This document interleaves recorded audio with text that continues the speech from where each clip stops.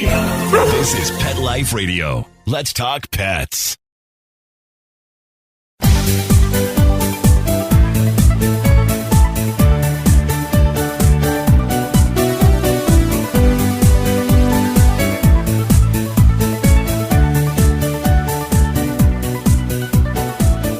Hello, pet lovers. Welcome to Best Bets for Pets. I'm your show host, Michelle Fern. And wow, this is a show you are not going to want to miss. I don't even know how to tell you how amazed I was at reading this book. I have the author with us today, and this is a book about pets that is unbelievably fascinating and just incredible. Stay tuned, and we'll be right back. Hey, Michelle Fern here, and you know saving cats is near and dear to my heart. Did you know that there is an estimated 70 to 100 million free-roaming cats in the United States? And without spay-neuter, that number will keep growing. Not only does spay-neuter mainly reduce the community cat population, but it also keeps cats healthier. Scooter, the neutered cat, is on a mission to give cats an extra life by making it hip to be snipped. Visit his website, givethem10.org, to help pioneer a better world for cats. That's givethem10, spelled out, TEN.org. Let's Talk Pets on PetLifeRadio.com.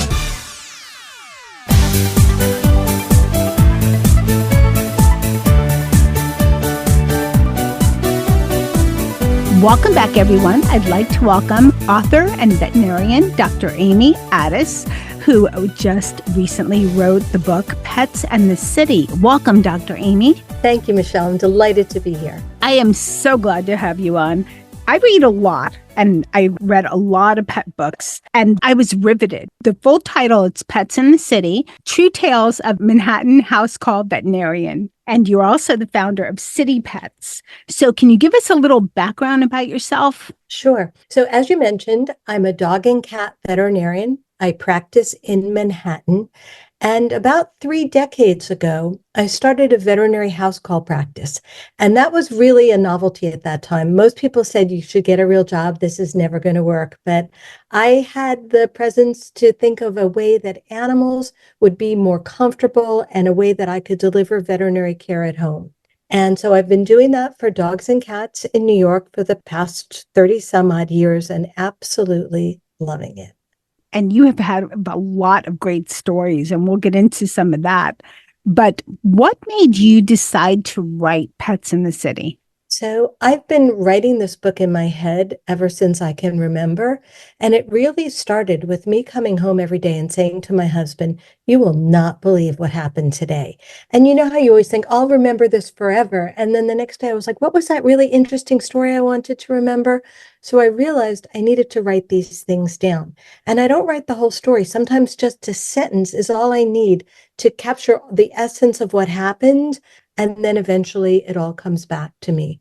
So after decades of doing this, I realized I had so many amazing stories, and I didn't want to write a book of, oh, I was a little girl, I wanted to be a vet, and then I went to vet school, and then I got my first job, and then I got my second job, etc.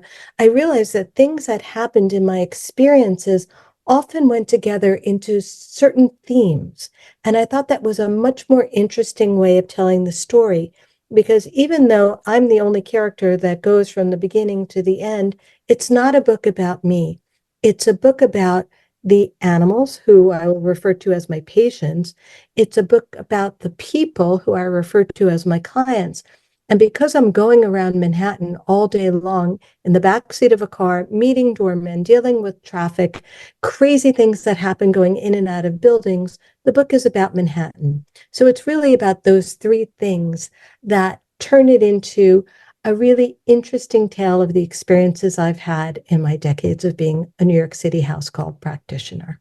What an eloquent way to describe it. And you have a quite witty sense of humor, which, you know, if you're a house call vet in Manhattan, I think that's a necessity. You know, I joke about the fact that oftentimes I'm invisible to my clients. And again, clients are the humans. I'm never invisible to my patients.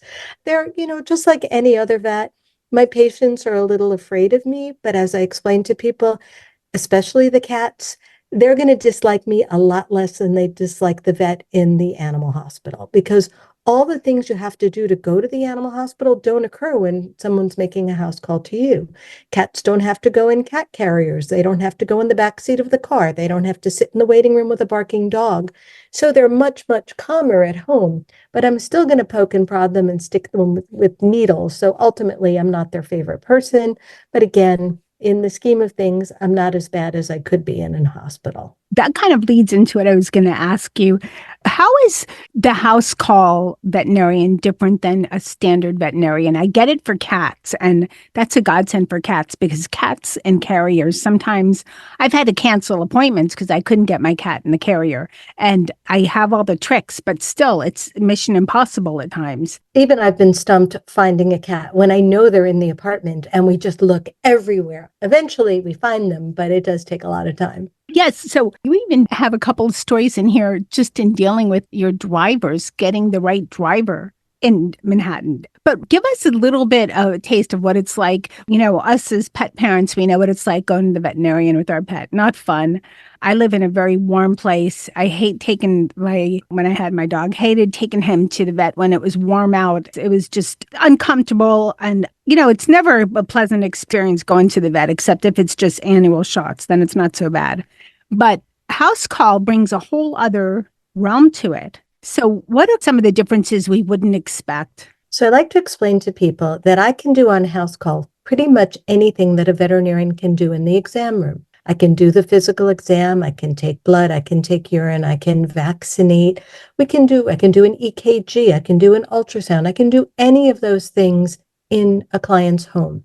What I can't do is take an x-ray or do anything that requires anesthesia or surgery. So those things are done in the regular animal hospital.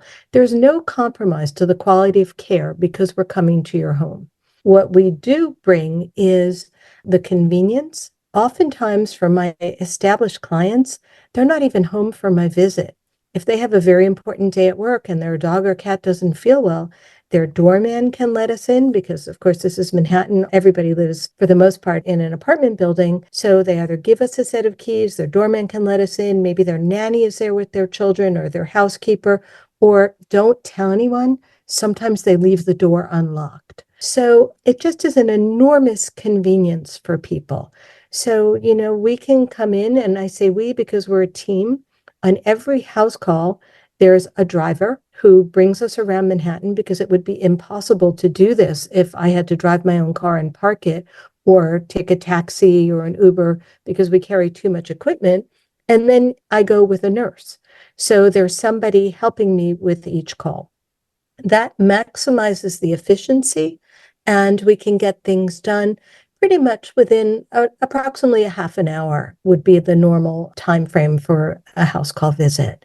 So if the client, the human, can't be home, we'll have a conversation beforehand on the telephone. We'll be in touch with each other via texting, email, phone calls, whatever they want, so they can give me the full history and I can ask whatever follow-up questions I need to.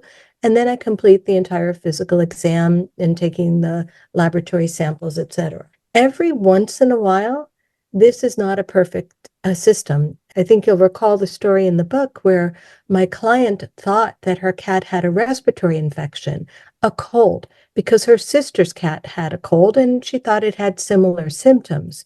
But what she was interpreting as a little bit of a stuffy nose was actually her cat having difficulty breathing, and her cat did not have a respiratory infection. It actually had a heart condition and had fluid building up in its lungs. So I went to make that house call without the client being home and found the cat really compromised in the bathroom behind the toilet, having incredible difficulty breathing. And I was unable to reach the client, and I had no choice but to do what I did. We went through her closets until we found her cat carrier, and I took the cat with me back to the hospital. Ironically, it was a day like you described. You hate taking your pets out on a really, really hot and humid day. And this was a very, very hot and humid day in New York City. We were stuck in traffic. The air conditioning just wasn't enough to keep this cat comfortable. And I wound up running the last few blocks to the hospital to get the cat into air conditioning and, in fact, into oxygen as quickly as possible. So sometimes what people think is not a big deal turns out to be a big deal, but most of the time what people think is a big deal turns out not to be. Very interesting. As you said in your book, you do also go have themes with throughout, and we'll touch on a couple after the break.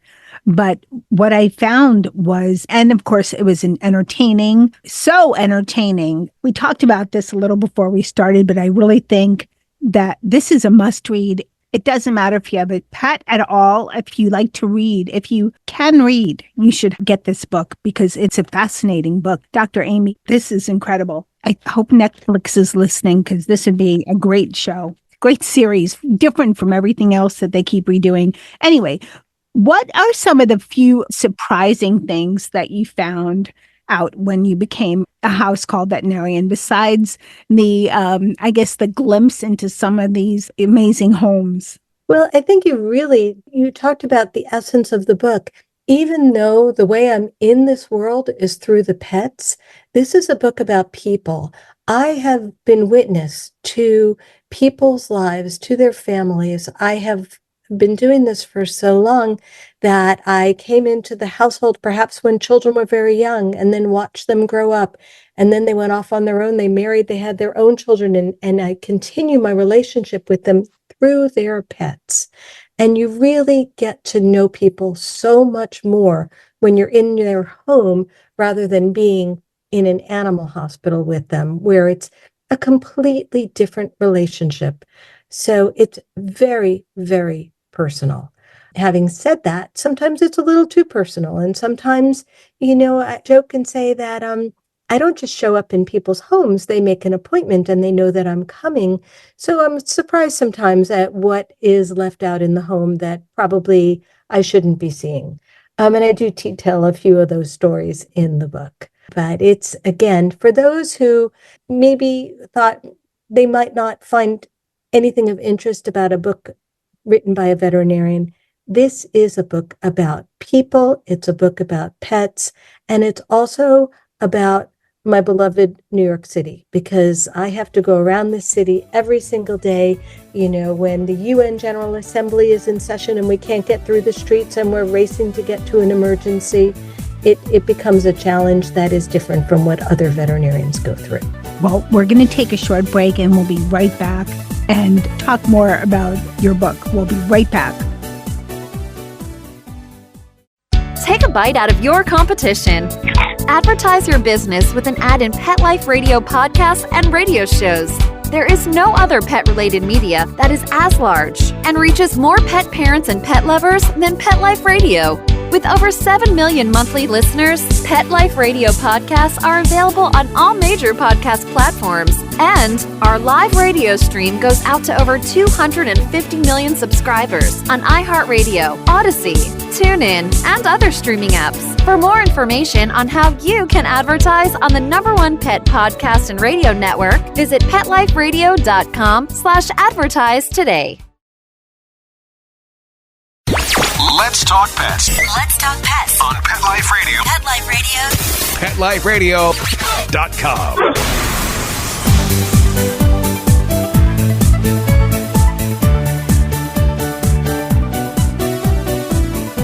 Welcome back, everyone. We're talking with Dr. Amy Attas, and she's a veterinarian. She is the founder of City Pets, and she wrote the book Pets in the City.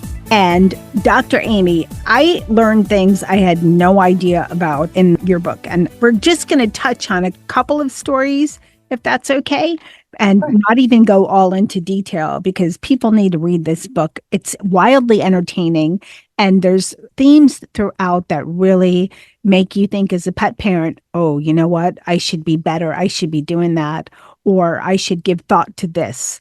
One of the things I found that blew my mind is the story of the gentleman that didn't want to neuter his dog. So it's a true story. With the fake balls. Yes. I didn't know they had such a thing. I don't think this is the finest moment of veterinary medicine, that there is such a thing as a prosthetic testicles, and it's not something that I recommend. But in this particular instance, with a male dog whose family just didn't want him to be neutered, and I shouldn't actually say his family, but his macho dad didn't want him to be neutered. But the important point here is that their previous dog died of prostate cancer. And we can pretty much eliminate prostate cancer in veterinary medicine by neutering male dogs. And they also have an enormous number of medical issues as they get older. And by the way, this is no different from older men. They get prostate issues. But in dogs, we have this convenient way to eliminate the problem. And the wife really did want to have the dog neutered. The husband didn't. And I believe that the reason the husband didn't want him neutered is he didn't like the way he would look aesthetically. And this was an instance where the wife gave documentation that she was the rightful owner of the dog. She signed the papers from the breeder, and she asked us to have the dog neutered and implant these prosthetic testicles. And I don't know to this day if the husband ever knew whether those testicles were real or not, but he seemed happy. She was happy. And as the veterinarian, I was very happy that this dog would not develop prostate disease later on in life. So that was just a one-off, but it was an example of sometimes people are more interested in, what they perceive their dog to be rather than the true health and well-being of the dog. And this was just a way of working around that. You said it a lot better than I did, prosthetic testicles. I just put in my notes, fake balls, but it was a great way to solve the problem. You also have had a lot of celebrity clients, and some of the stories about, is it okay if I say the name? Of course. Every celebrity in the book is in the book with their permission. Okay. Well, of course, it's a printed book, but Joan Rivers, Bunny, and Billy Joel. Oh, I'm a huge fan. But how did you get past the wow moments? And then his wife at the time, Katie Lee. And I know there were other celebrities as well, even royalty. But how did you get past the, oh my gosh, I'm taking care of Billy Joel's dog, or, Joan Rivers' Yorkie? So there's always a wow factor because these people are just so fabulous at what they do. So it's okay to just, really appreciate them as being great in what they do. However, it all boils down to the pet that I'm caring for. So you get over that wow factor pretty quickly. Now, I'm not going to, lie and say I don't get excited when my phone rings and it's one of these great celebrities. I'm just so honored that they trust me to care for their pets. Joan Rivers was one of my first clients. I met her when I was a young veterinarian. And when I started my practice, she was my biggest booster. And I continued to care for her pets for the rest of her life. And I continue to care for her pets because she left instructions that was to be the case if she predeceased them. So I still care for her 2 dogs. Incredible. She had some very funny comments, but you guys have to get the book. Exactly. We can't tell everything. Can't tell all of them. And you also had some great stories, and we're going to generalize here, about the uber wealthy. And some of the things I read, I thought, okay, so that's why they're so wealthy. They don't want to spend the money, especially the one with the restaurant. You guys will have to get the book and read that story. But how do you find the uber wealthy so different when it comes to their pets? Are they a lot different than the rest of us? I think pets are the great equalizers. I think, the billionaire clients that I have and the people who live in housing projects, ultimately, they're all the same. If they call me, they love their pets, and they should all be treated with the same amount of respect in that regard. So, I don't want people to think that my practice is made up of rich people. Because I do house calls, people think this is like a concierge service, and it really is not. We try to price ourselves in a manner that is not too expensive for average people. Once we explain to them that, especially if they have multiple pets, everything sort of averages out and it's more efficient with their time and more efficient with their pocketbooks if they have all their pets seen at one time. So having said that, yes, I see billionaires. I see normal people. I see people who are celebrities, and I see people who are just barely getting by. Ultimately, once you get over the introduction and who they are, it's about the animals. Some of the extremes, the homes of the billionaires can be so over the top.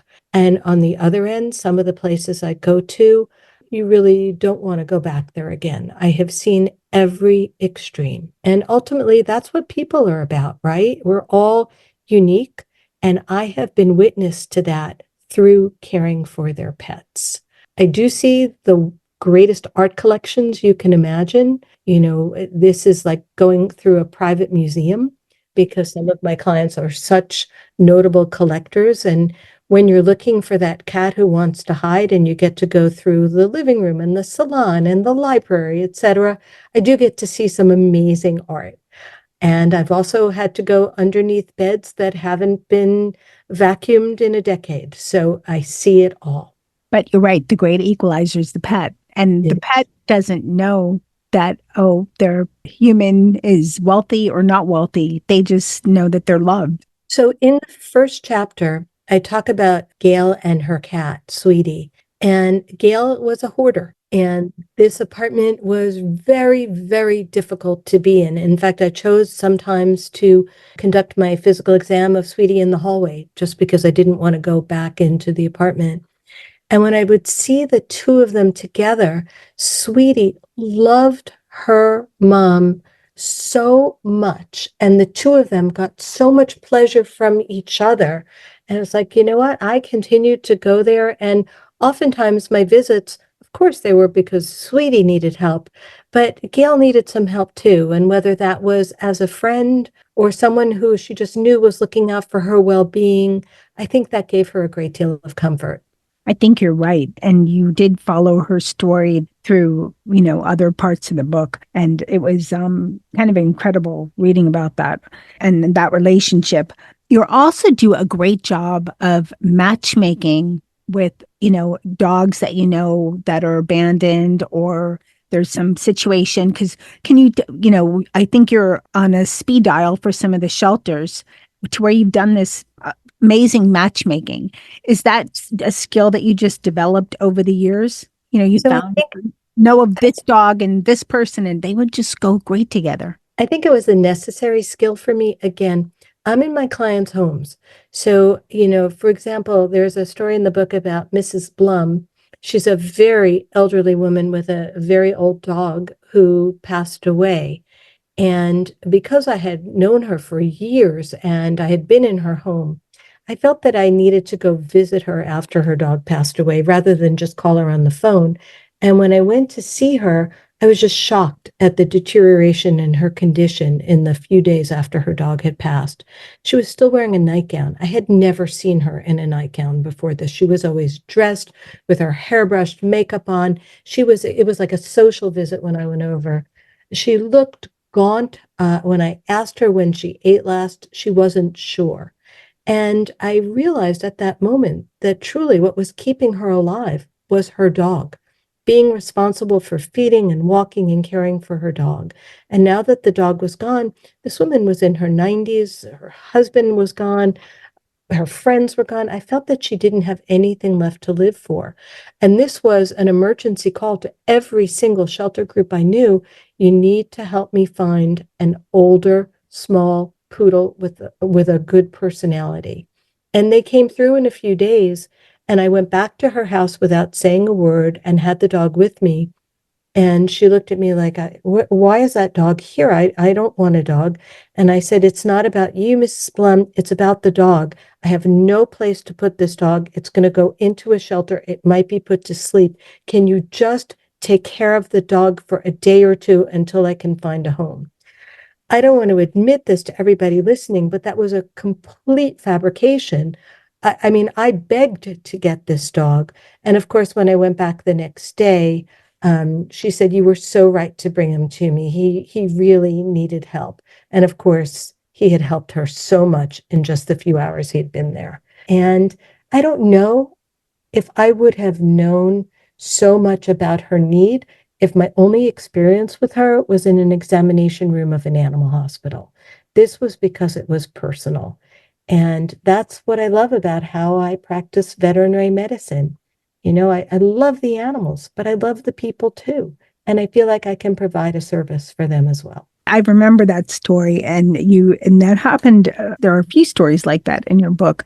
And thinking of, you're helping the pet, of course, from being most cases probably shelter and euthanize, but how much are you helping these people with their lives and possibly even extending their lives, definitely bringing more joy to their lives? So in this example that I gave you, I know 100% this was for the women's benefit. I mean, this little toy poodle that I got her, he was on everybody's top list. Everybody wanted him, but I was like, no, no, no. This is a life-saving adoption. If we can make this happen, this woman is going to go back to caring about whether she lives or dies. So this was all about her, and she provided him an amazing life. She predeceased him, and then he wound up at a forever home after that. But he was with her for 2.5 years, and I don't think she would have lived 2.5 more years if she didn't have him in her life. No, I think you're right. You talk about something at the end of the book. It's one of my peeves. You talk about Dex and the puppy mills. You could probably mention it a lot more eloquently than I can, but there's so much that goes wrong with pets in pet stores. So let's just explain to everyone. I even hate the term puppy mill because it sounds so cute. I mean, this is factory farming of dogs, where the dogs are kept in horrific conditions. The females are just used to breed and breed and breed. And then when they're of no use any longer, their lives are ended. So, there's no care in the genetics of the offspring. It's really all about making money. And I like people to realize that if you're going to, a pet store, most likely these animals came from factory farming. And the problem is you can't ever go in a pet store, because once you do and you catch the eye of an individual animal, you're immediately in love and you feel like you have to rescue that animal. And that's what people say to me all the time. I adopted my dog. Oh, really? Where'd you get it from? I got it from the pet store. I rescued my dog. Where'd you get it from? From the pet store. It is rescuing that individual animal, but what it's doing is continuing this whole process. Every time they get money, there's a reason for them to continue factory farming of animals. So in the case that you're talking about, this little dog, it was a miniature dachshund. He came to me from another hospital where he was brought to be euthanized because the pet store owner didn't want to spend money on a veterinary visit when the puppy was sick, and he thought he knew what he was doing. So he decided to give the same injection that he'd always seen the veterinarian give, and he did that to the dog. And of course, it was the wrong injection, and it caused all of the dog's skin to become diseased and ultimately become necrotic. And actually, the skin died. And so I got the dog and said I would do my best to see if I could, carry him through this period of time with antibiotics and pain medicine and supportive care and ultimately skin grafts. And this dog made a 100% recovery. The injection that they gave him that was incorrect was an injection of a concentrated sugar solution called 50% dextrose. So I named him Dex because all of my rescues get named for the circumstance that brought them to me. So this was little Dex. Dex ultimately went to a fantastic forever home. And he was also very good news for me because I had happened to photograph him every single day that he was under my care, because it was the most amazing case I had ever seen. And ultimately, I wrote him up and won a grand competition that sent me to Hawaii to present the case. So Dex got a good life, and I got a great trip to Hawaii. I'm so happy for you, and a great story. And you also mentioned too that a lot of these factory farmed dogs, because of the problems that they have, people don't want to care for all of the issues they have. So they end up at shelters. Is there a stat that you're aware of? Is that why? So I just want to be careful what we emphasize here, because ultimately I do want people to go to shelters. Yes. And sometimes it's an expectation of someone who spends a few $1,000s on a dog and then realizes, oh, it's got this problem, and oh my God, I have to train it too. It's more than I can handle, and they wind up in shelters. Every single pet I've ever had in my life has been a rescue. 2 of my dogs actually came most likely from pet stores. I don't want you to think there's an epidemic of blindness in pug dogs. I just happen to love pugs. And 2 of my pugs were blind. One was literally from the pet store that was about to euthanize him because they realized they couldn't actually sell a blind dog. And I took him. And his predecessor was a dog I found on my way into veterinary school one day. I walked over because he was a cute little pug tied to a tree, and I saw a note that said, "I am blind, please take good care of me." Now, of course, it was a little harder to care for a blind dog than it would be for a sighted dog, but I wouldn't have traded that for anything. They were both amazing dogs, just slightly more difficult to train, and I had to spend a little more attention, just making sure they didn't get themselves into trouble, but completely amazing dogs. And most people who met them, and they didn't overlap in time, they were years apart, but I had the same occurrence with both. People who met them didn't realize that they were blind. That's how normal they were. So just a shout out to everyone. Even if you are in love with a particular breed of dog, if you put a little time and effort into it, you can rescue, you can save a life in the breed that you like best. Yes. And where I was wrong before is that not all purebreds I kind of led toward this. So to clarify, not all purebreds that are in shelters are definitely from factory farming. Sometimes you're right, they're there because the family can't take care of them or who knows what. But we shouldn't overlook those special dogs and cats that maybe aren't perfect, but they need their forever homes too. So there's a chapter in the book that I call There's No Such Thing as a Disabled Pet, because they don't know they're disabled. They are such an inspiration to all of us that they deal with what they have to deal with, and they're just truly amazing. My own two dogs, my first one, okay, sort of a warped sense of humor, but I named him Bumper because until I trained him, he bumped into everything. My second blind dog, I named Leonardo after Leonardo da Vinci because he was truly a genius. He would go hiking with us off leash and knew up, down, over, under, left, right, careful, and would stop on a dime with given the right command. Truly amazing dogs. Incredible. As I mentioned, I know a couple times, Dr. Amy, but this is really an incredible book.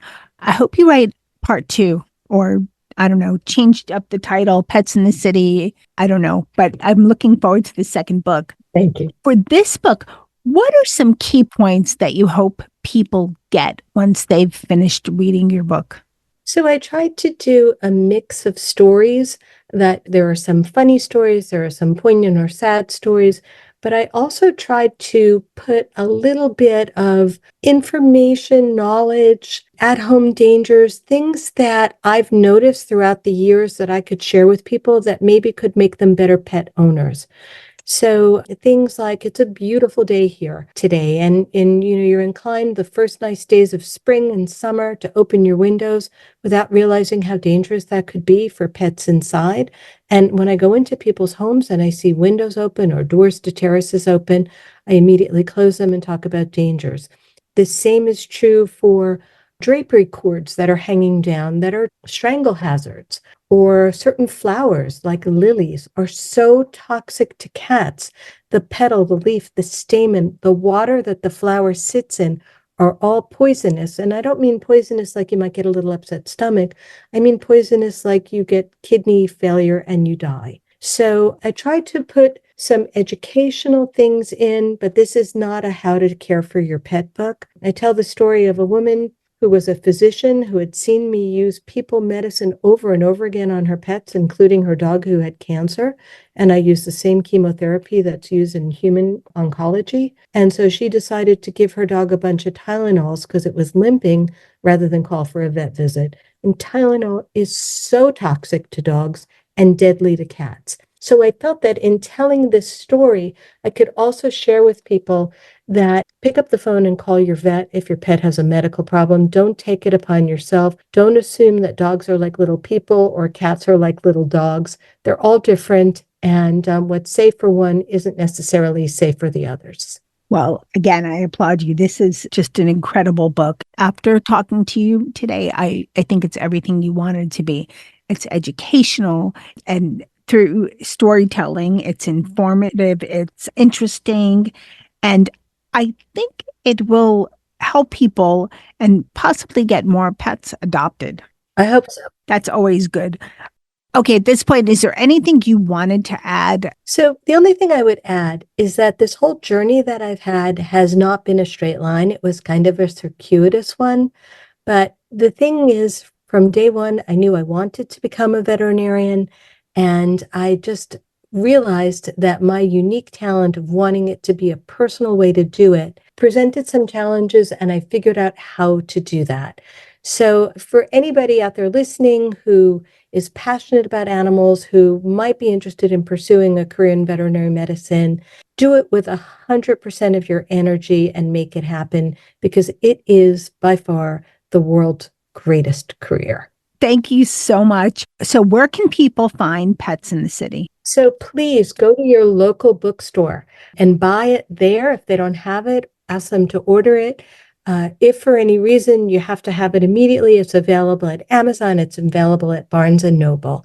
It's also out as an audiobook and on Kindle. Dr. Amy, I want to thank you so much for coming on. I appreciate it. I want to thank you for writing your book, because it was just a fabulous read. And I think it's going to change some lives. I hope there's a series out there that's going to change yours, by TV series. That would be such a great idea. Thank you. I really enjoyed our talk. Okay, everyone. Again, the book is Pets in the City, True Tales of a Manhattan House Call Veterinarian by Dr. Amy Attas. This is an incredible book. You need to get it. I loved it. It's a fantastic book. I want to thank my cat crew who let me read. Thank you, Molly, Charlotte, and Dennis. Thanks, of course, to Dr. Amy Attas for coming on Best Bets for Pets and writing this amazing book, Pets in the City, and for creating City Pets in Manhattan. And, of course, thank you to everyone listening to Best Bets for Pets. I so appreciate it. And, of course, the show would not be the same without the magic of Mark Winter, my producer. So, remember, you never know what we're going to have next on Best Bets for Pets. Let's Talk Pets, every week on demand, only on PetLifeRadio.com.